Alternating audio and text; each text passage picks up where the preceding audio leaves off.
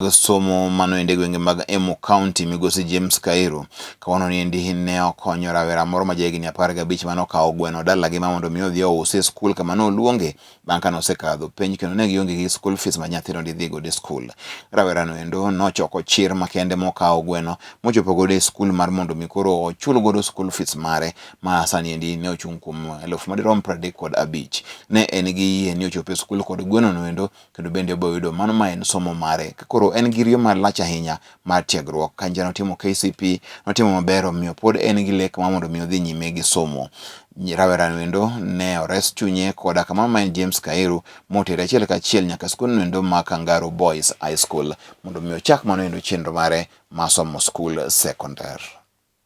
In the evening, and just as the policy of the government where we have to have 100% transition, hakuna mtoto wetu tunataka awe nje, kila mtoto tunataka awe kwa shule.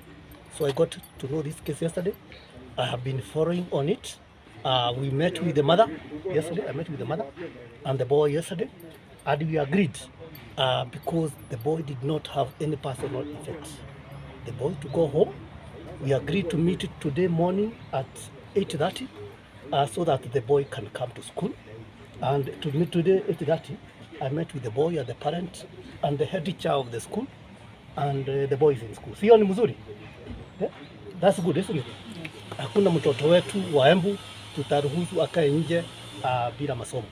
And I'm urging that anybody else who may be out there, we are going to the field every day to ensure that every child who did KCPE last year has gone to a school, an appropriate school within them.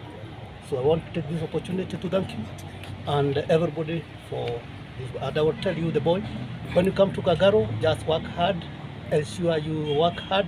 Kagaro is a good school, and I'm sure that you are going to realize your dreams. Thank you.